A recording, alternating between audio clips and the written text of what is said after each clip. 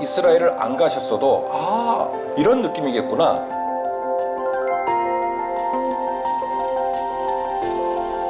네. 어느 특정 위치에서 물이 막 솟구쳐 올라오는 상황이에요.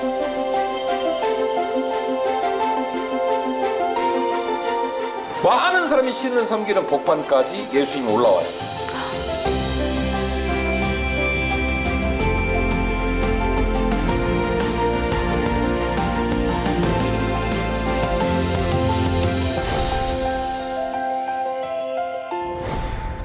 주인 씨 잘 지내셨죠? 목사님 정말 반가워요. 맞아요. 보고 싶었습니다. 우리가 2년 넘게 촬영을 하다 보니까 지난 8월 달에 우리가 더 깊이 100회 특집을 우리 교회에서 찍고 아쉽게도 시청자들에게 또 그동안 우리가 많은 일들을 해냈지만 일단락을 찍고 그리고 특집 프로그램 준비하고 있어요 이렇게 말씀을 드렸잖아요. 그리고 이제 한 달 넘게 쉬는 거예요. 그리고 오래간만에 만나니까 너무너무 보고 싶었어요. 얼마나 반가운지 모르겠습니다. 건강하셨죠? 네, 저는 건강했고요.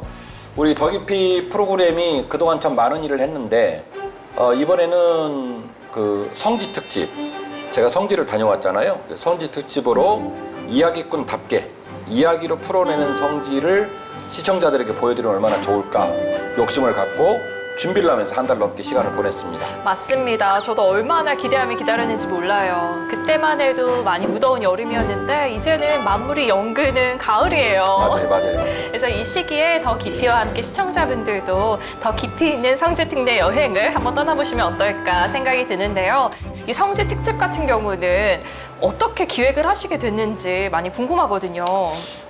제가 목회를 하면서 성지를 여러 번 가고 싶었는데 가야 될 때마다 교회에 일이 있었어요. 네. 뭐 예를 들면 앞에 아이스크림 대리점이 자기 집을 사달라고 한다든지 멀쩡한 화장실이 무너져가지고 그걸 다시 재건축한다든지 이래가지고 네. 못 갔습니다. 그래서 항상 제 마음에 목회를 하면서도 성지를 못 가본 것에 대한 눈물, 아쉬움 이게 많았죠. 생각해 보니까 아마도 더 깊이를 함께하는 우리 시청자들분들도 그런 애로사항과 안타까움이 있지 않을까 생각이 들었고, 또 하나는 성지에 대한 많은 프로그램들이 있어요. 그런데 이야기꾼 입장에서 푸는 성지는 또 다른 느낌이겠다. 그러니까요. 다를 것 같아요. 네, 그런 느낌이 있어가지고 직접 비행기를 타고 성지를 다녀왔습니다.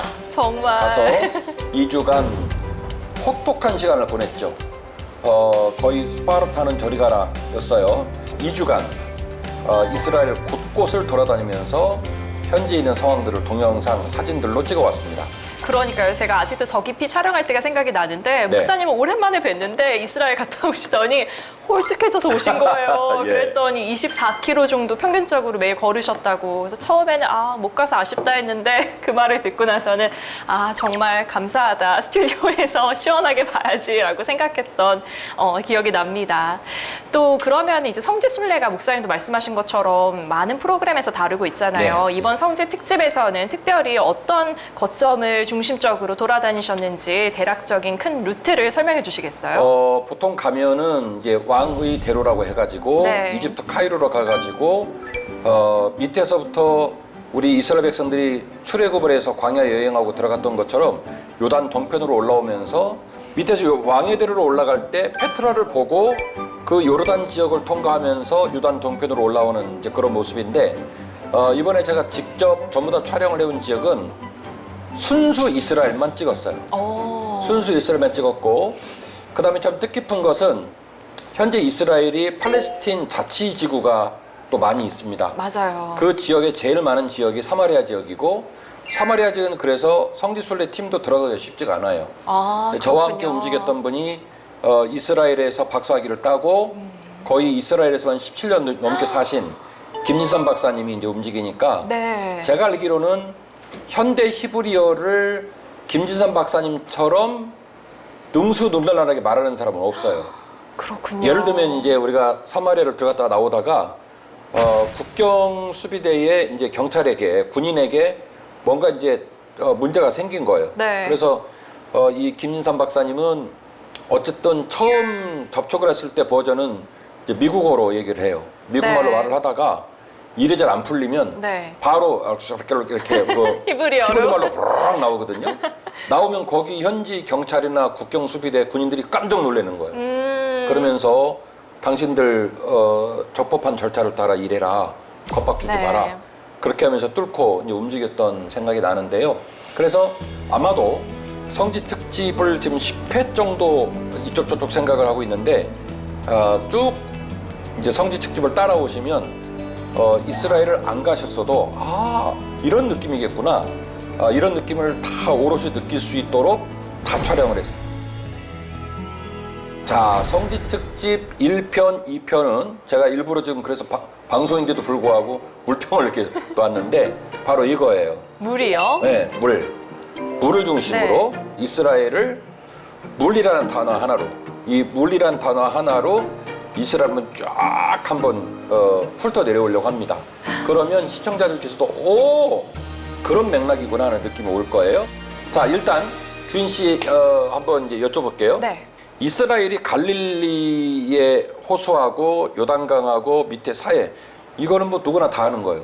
네. 그러면 도대체 이 물이 어디서 왔을까 생각은 해봤어요? 그러게요. 뭐 갑자기 뭐 하늘에서 물이 막 쏟아져 가지고 갈릴리 바다가 만들어졌을까? 갈릴리, 요단강? 당연히 밑에 요단강하고 사해는 갈릴리에서 물을 내려보내니까 네. 갈릴리, 요단강, 사해 이건 되겠지. 이게 그쵸, 되는 건데. 네. 그럼 갈릴리에 있는 물은 어디서 왔냐는 거예요. 그러게요. 왜 생각을 안 해봤을까요? 그렇죠. 그래서 제가 지금 스토리텔링 하고 있는 거예요. 너무 흥분이 되는데 사진을 하나 보려고 합니다. 네. 이스라엘 전체 사진인데요. 자, 저 위에 보시면 맨 위에 헐몬산이라고 돼 있죠. 네. 그 밑에 보면은 티베리아스가 있고 거기에 저기 갈릴리 바다가 있죠. 네. 그리고 밑에 쭉 안 보이는 실선처럼 보이는 곳이 요단강 지류이고 맨 밑에 사해가 있는 그런 모습입니다. 네. 지금 보시는 저기 예루살렘 왼쪽 밑에 보이죠? 네. 그리고 뭐 가자 지구 이스라엘 쭉 돼 있는데 여기서부터 저 위에 테일단, 테일이란 말은 언덕이란 말인데 테일단, 단 지파가 사는 언덕이라는 뜻인데 그 단에서 부엘세바까지, 여기 밑에 부엘세바 있죠? 베르셰바라고 돼 있는 네. 부엘세바까지가 이스라엘의 지역의 전체입니다. 그렇군요. 크기는 충청 남북도 크기예요. 충청도 크기. 우리나라의 충청 남북도 크기이고, 그리고 맨 위에 단 위에 보면 헐몬산, 지금 우리가 쓸 수 있는 말로는 헤르몬산이라고 돼 있는데 네. 높이가 2,814m. 엄청 높은 거 아니에요? 굉장히 높은 산이에요. 이 헐몬산에서 용출수가 쏟아져 나옵니다. 용출수라 하면 네. 헐몬산의 산의 그 지질이 석회암 지질이에요. 그래서 물을 머금었다가 하류에서 용출, 무슨 그 강맥이 있는 것도 아니고 네. 땅에서 용출, 솟아나는 솟아나요? 거. 네. 솟아나는데 땅에서 솟아났다고 여기기에는 물량이 너무 많아. 헐몬산에서 갈릴리 바다 상부까지를 이른바 상부 요단강이라고 얘기를 해요. 그렇군요. 상부 요단강, 여기가 60km 정도 됩니다. 네. 그 다음에 갈릴리 바다에서 사해까지를 하부 요단강 이렇게 말을 하는데 약 한 251km. 서울에서 군산 정도까지 굉장히 길죠. 네. 그래서 하부 요단강은 251km, 상부 요단강은 60km. 그래서 이제 물이 어디서 시작이 되냐면 헐몬산에서 시작을 해요. 그렇구나. 그래서 헐몬산, 상부 요단강 지류, 갈릴리 바다, 요단강, 사해까지 마치고 나면 성지 특집 1편, 2편이 맞춰지게 되겠습니다. 보라, 형제가 연합하여 동거함이 어찌 그리 선하고 아름다운고, 머리에 있는 보배로운 기름이 수염 곧 아론의 수염에 흘러서 그의 옷깃까지 내림같고, 헐몬의 이슬이 여기에 헐몬이 나오네요. 시온의 산들의 내림같도다. 거기서 여호와께서 복을 명령하셨나니 곧 영생이로다. 아멘. 놀랍게도 네. 시편 133편은 이스라엘 사람들이 추구하고 있는 물의 근원, 수원지, 개인적으로 먹는 것이 됐던, 또 농경지에서 작물들을 기르는 것이 됐던, 어쨌든 여행을 한다든지 전쟁을 들을 때 물을 확보하고 그 물을 활용하는 그 모든 물의 출발점이 어디라고 밝히고 있냐면 헐몬산이다. 헐몬의 이슬이라고 표현했네요. 이렇게 얘기를 했고, 우리 왜 태백산에 가면 산맥에서 내려오는 물들이 이렇게 계곡으로 내려오잖아요. 네. 그런 형태가 아니에요. 다 말라 있는 지역인데 네. 어느 특정 위치에서 물이 막 솟구쳐 올라오는 상황이에요. 그래서 헐몬의 이슬이 시온의 산들에 내림 같도다. 이 말은 무슨 얘기냐면 그 아래에 있는 대부분의 모든 이스라엘 지역들이 어디로부터 물을 공급받냐면 헐몬으로부터 물을 공급받는다. 이 얘기.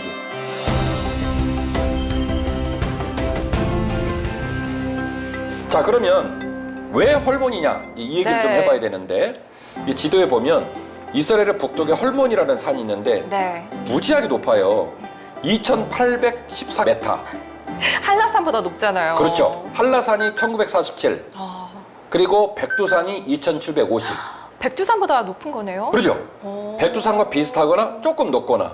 그러니까 그렇구나. 헐몬산은 지금 가보면 지금도 만년설이 있어요.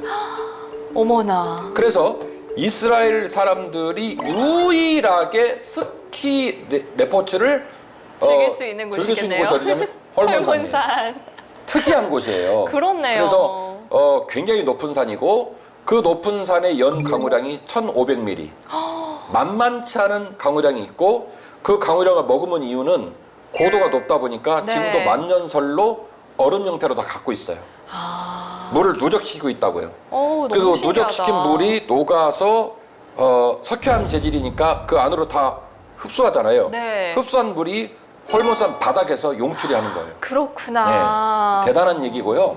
그래서 눈도 머금고 비도 머금고 이슬도 머금고 그 머금은 물들을 헐몬산이 지금도 계속 어머니의 어떤 젖줄처럼 계속 자녀에게 생명을 공급하는 것처럼 헐몬산이 그 역할을 감당하고 있다. 이 물 중에 첫 번째 소개할 물이 바로 텔단 스프링, 네. 단에서 나오는 물줄기인데요.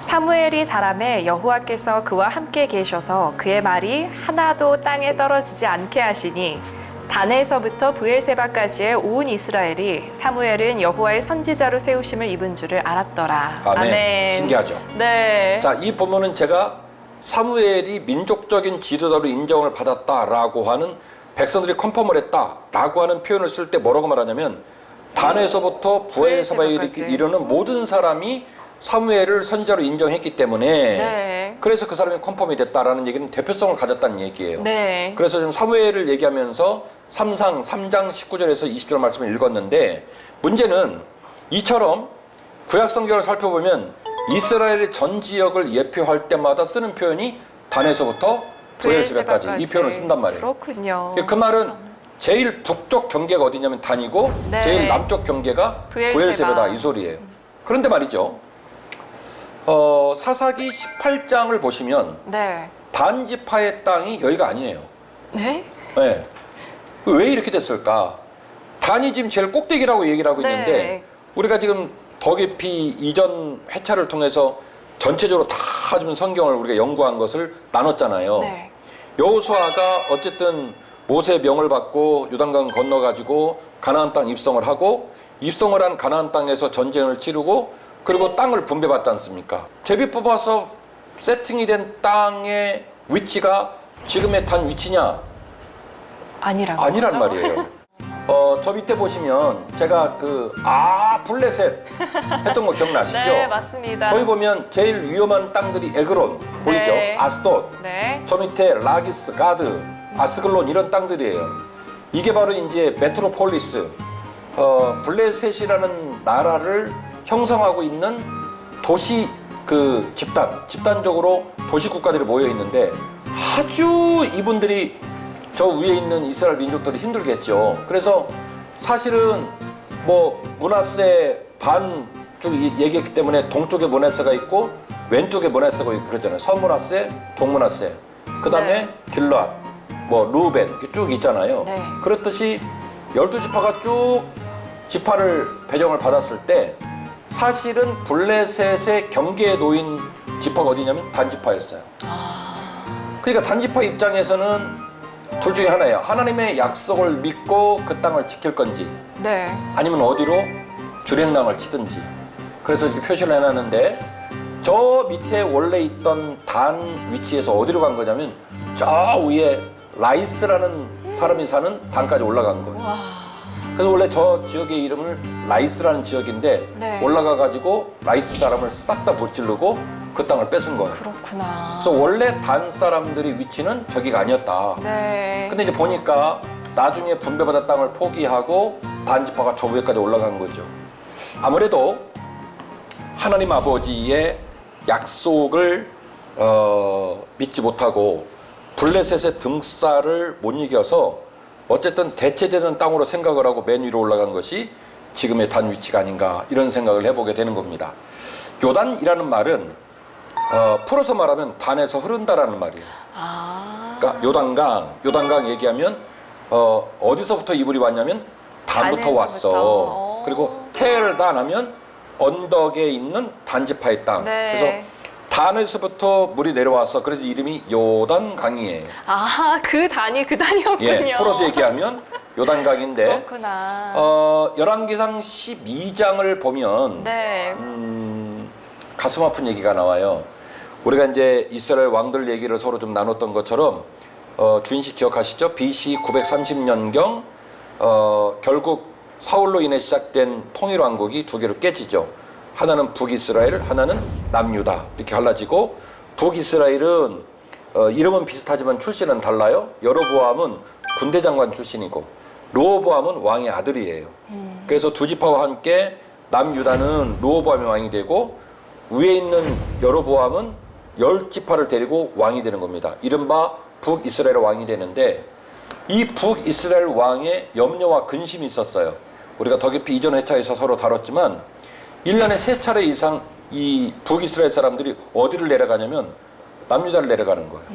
남유다 가서 제사를 드려 내려가니까 그쵸. 여로보암 왕이 이게 너무 불안한 거예요. 이걸 어떻게 막으면 좋을까? 북이스라엘의 그 마지막 끝, 남유다의 마지막 위의 높이의 딱 끝에 쐐기처럼 있는 땅이 베델인데 거기다가 금송아지로 신전을 만들잖아요. 맞아요. 이들이. 네. 그런데 여로보암이 여기다만 만드는 게 아니에요. 두 군데다 만든다고요. 또 어디에 만들었죠? 어딜까요? 지금 말하고 있잖아요. 단에도 만들었어요? 놀랍죠? 그래서 이 금송아지를 섬기는 신전을 베델에 하나 만들고 또 하나는 단에. 위에 있는 단에도 기가 막힐 노릇이에요. 그 말은 무슨 얘기냐? 여로보암 왕이 단을 소위 말하는 북이스라엘의 종교 중심지로 생각을 했다는 거예요.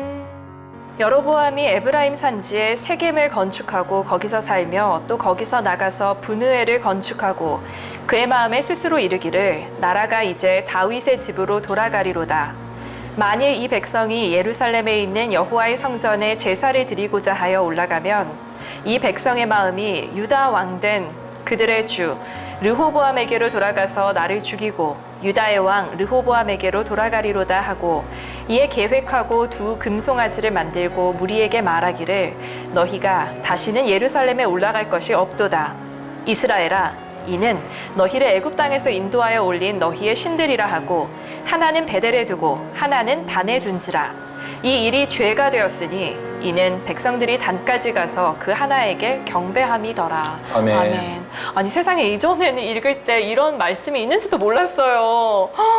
기가 막힌 어쩜. 얘기예요. 기가 막힌 얘기. 그렇네요. 단에서 이 예루살렘까지 도보로 이동하려면 10일 정도가 걸립니다. 장난이 아니에요. 그러니까 네. 제일 이스라엘의 제일 높은 곳이니까 거기다가 금송아지로 신전을 만들고 백성들을 꼬시는 거예요. 내려가지 마. 내려갈 필요 없어. 단에 와서 여기다가 경비하면 돼. 이 짓거리를 죄송해요. 짓거리라고 해서 못 참겠어. 이 짓거리를 여로보암이 했고요. 그래서 북이스라엘의 왕들이 악행을 행하고 죽으면 꼭 거기에 관용적으로 나오는 문장이 있어요. 그가 여로보암의 악행을 쫓아라고 주여. 하는 문장이 나와. 그래서 왕들이 이름이 바뀌고 시대가 바뀌지만 그 왕의 정체성, 그 왕이 하고 있는 일이 하나님 앞에 아주 죄가 됐다고 나오잖아요. 아주 간악한 죄의 모습이 되면 반드시 누구를 컨펌하냐면 여로보암을 컨펌하는 거예요. 여로보암으로부터 시작된 일이다. 그래서 죽을 때 꼭 그 얘기를 언급을 해주게 되는데 텔단에 가면 이 단에서 베델 두 군데다가 제단을 쌓았다라고 하는 단터가 남아 있어요. 정말요? 예, 같이 어머나. 한번 볼게요. 사진 있어요? 네. 굉장히 규모가 커요. 예. 저기 좀 앉아서 그 지역을 설명하는 분은 그 유명한 김지선 박사님, 네. 저랑 수원성결교회 목사님까지 4시 갔는데 여기가 바로 테일단에 있는 여로보암이 세웠던 신전터입니다. 와, 아니 이 터가 지금까지 남아있다는 게 너무 신기해요. 그리고 그러니까 얼마나 그 위용 있게 만들었겠어요. 그러게. 돌로. 저 안에 금속 구조물은 금송아지를 세웠던 재단의 규모를 순례객들이 알 수 있도록 이렇게 인위적으로 만들어놨던 거고, 그때 구조물은 아니겠죠. 밑에 사진 보면 지금도 반듯반듯해요. 저 그러니까요. 오래된 돌들이 네. 반듯반듯한 돌들이 저렇게 세워진 모습으로 테일단에 재단이 있습니다. 이 테일단에서 결국 용출수가 나오게 되는데 놀랄 준비를 하셔요. 많이 보여주세요. 이런 모습입니다. 계곡 아니에요? 문제는 물이 내려오는 물줄기가 없어요. 잘 보면 땅 속이에요. 돌들. 땅에서 이렇게 지금 샘솟고 있는 네. 거예요? 어머. 물줄기가 없잖아요. 지금 이 물줄기 있는 것도 네. 시작점이 없어요. 다 왜냐면 옆에 있는 돌에서 나오니까. 옆에 있는 돌들에서 물이 올라오니까. 이렇게 시작되어진 물이 지금 아래로 내려간 게 아니라 지금 제가 찍은 것은 텔단 지역을 돌면서 용출수가 올라오는 모습을 찍은 거고, 이 찍은 용출수가 텔단 안에서 모여요. 텔단 안에서 모이는데 깜짝 놀랄 만한 물량이 됩니다. 네? 어마어마하죠. 아니 이게 아까 봤던 그 같은 네, 같은 주스라고요? 지역이에요. 이거 영락 없는 계곡인데요? 어마어마하죠.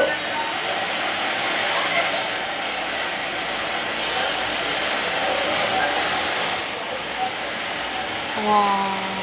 아니 목사님께서 설명을 안 해주셨으면은 그냥 계곡인 줄 알았을 것 같아요. 물이라는 테마로 보면 이렇게 이해가 빨라지고 우리 옆집 동네 가는 것처럼 이게 막 느낌이 오는 거예요. 이 물줄기가 파악이 되네요. 그렇죠. 그래서 텔단의 용출수가 올라오는데 아까 봤던 그 계곡 같은 물은 다른 곳이 아니라 내나 똑같은 텔단이에요.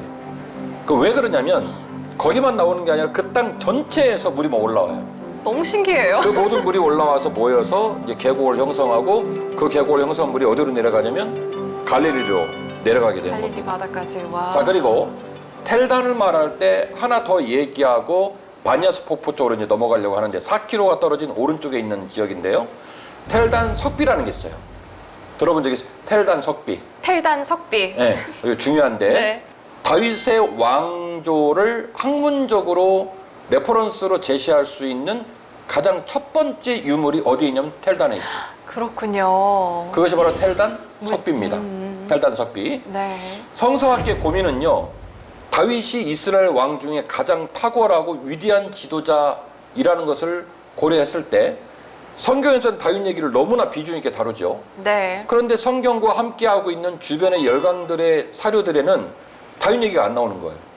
이 지도하는 인물을 만들어가지고 이제 신격화시킨 모습이라는 혐의를 받을 수도 있고, 그래서 성서학계가 굉장히 고민을 많이 하고 있었던 차에 1993년 7월 21일에 텔단에서 석비가 발견이 됩니다. 날짜도 정해놨어요. 93년 7월 21일 텔단에서 석비가 발견이 되는데, 그 석비가 아람으로 써 있어요. 길이는 32cm, 폭은 22cm. 그러니까 길이는 요만하고 폭은 한 요 정도 되는데, 이 석비가 발견이 됐고, 이 조각에는 열왕기상 19장 15절에서 18절에 나옵니다. 하사헬 왕이 쓴 것으로 지금 추측을 해요. 그래서 이 다마스커스 왕의 비문이 13줄로 되어 있는데, 네. 이 13줄 비문 중에 8번째 줄에 다윗의 왕조라는 문장이 나와요. 소름 돋았어요 지금. 네. 그래서 와. 이 결국 텔단 석비를 통해서 성경이 말하고 있는 다윗 왕조가 실존하는 왕조이고, 그 주변의 열강들이 매우 신경을 쓸 수밖에 없었던 이스라엘의 위대한 왕의 가문이구나 라는 것을 확인할 수 있는 첫 번째 학문적 레퍼런스가 바로 텔단의 석비입니다. 이렇게 생겼어요. 현재는 이스라엘 국립박물관에 옮겨가지고 보관을 하고 있고, 네. 이 석비의 13줄의 줄 중에 8번째 줄에 이 비문의 8번째 줄에 다윗의 왕조라는 문장이 정확하게 새겨져 있다라는 얘기예요. 저게 아람어였군요. 그렇죠.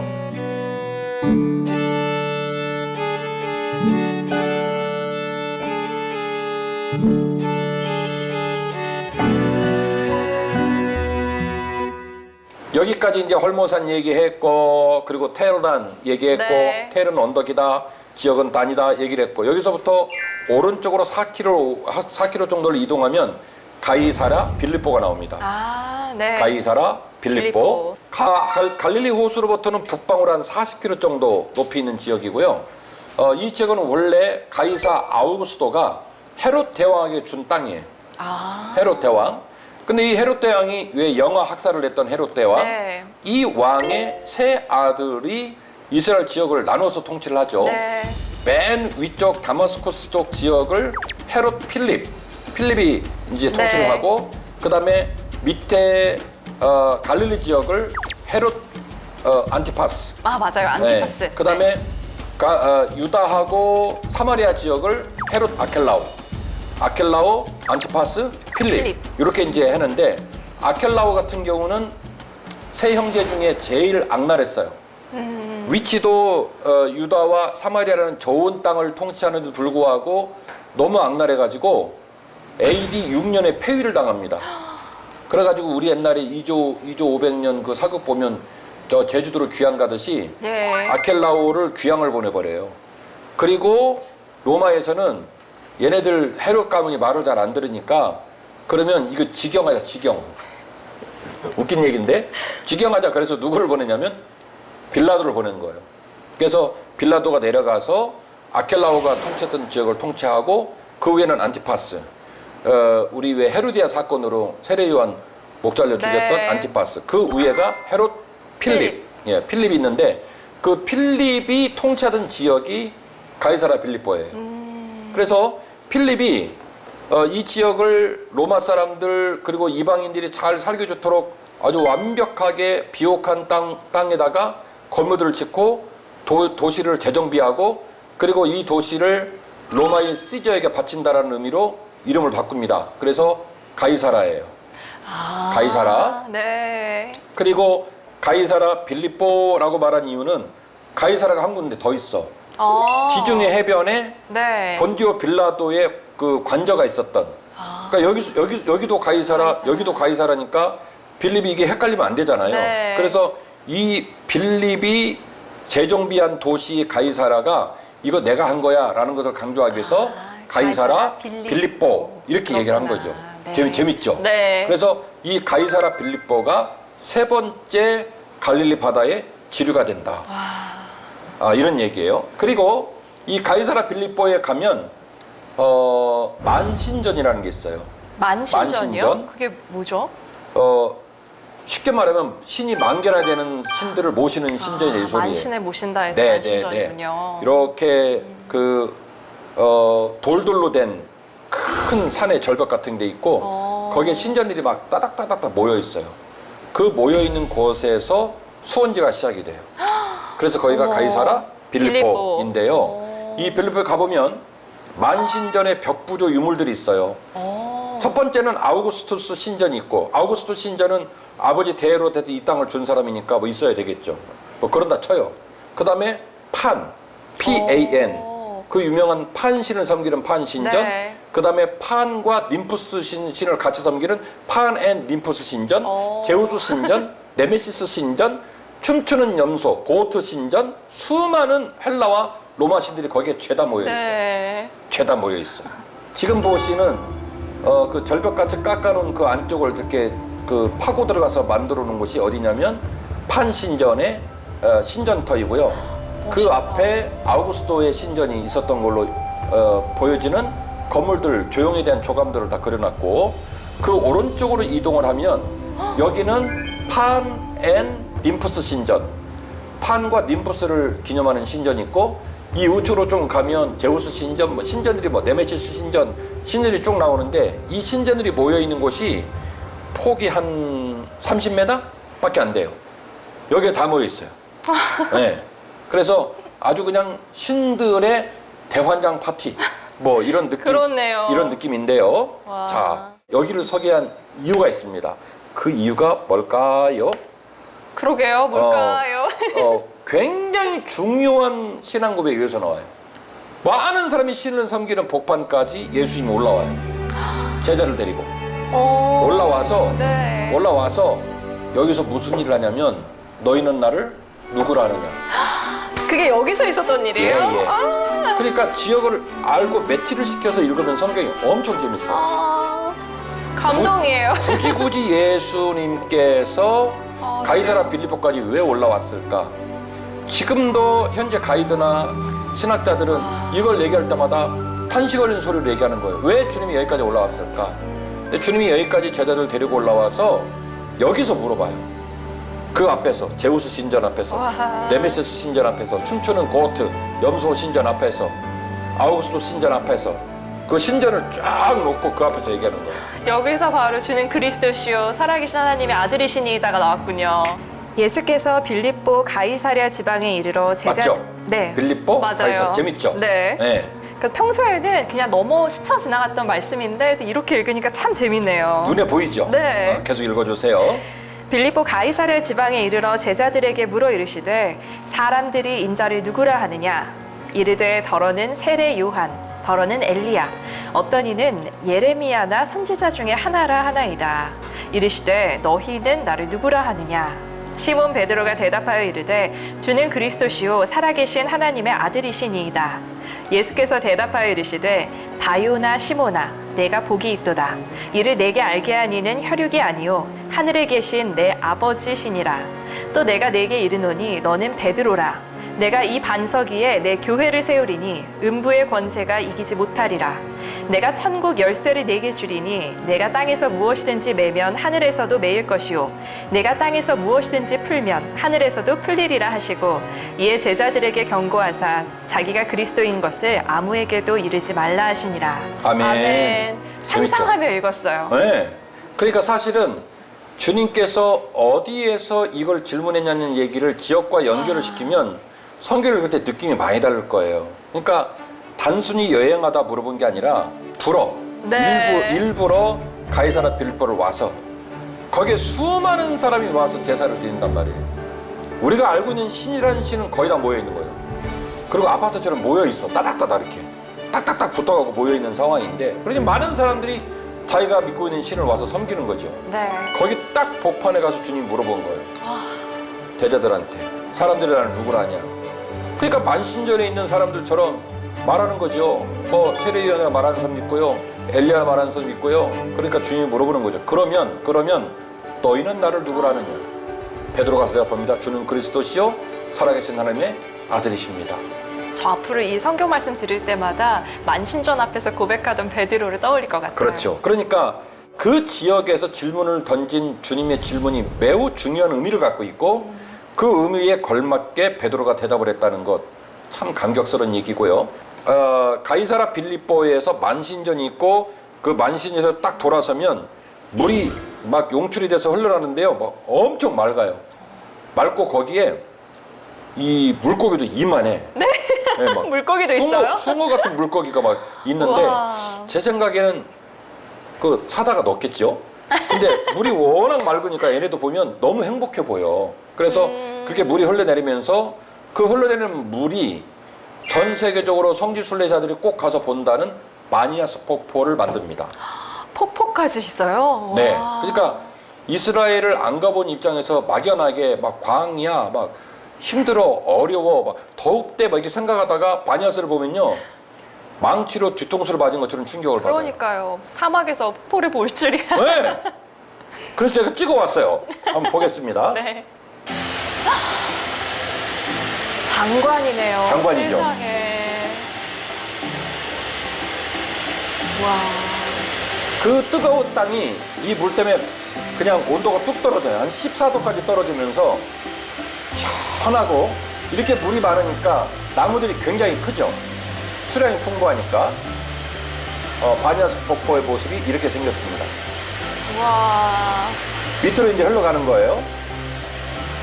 저 물량이 어마어마하기 때문에 그렇게 깊진 않아도 사람이 못 들어가게 막아놨어요. 위험하니까. 넘어질 수 있고 그렇기 때문에 이런 모습입니다.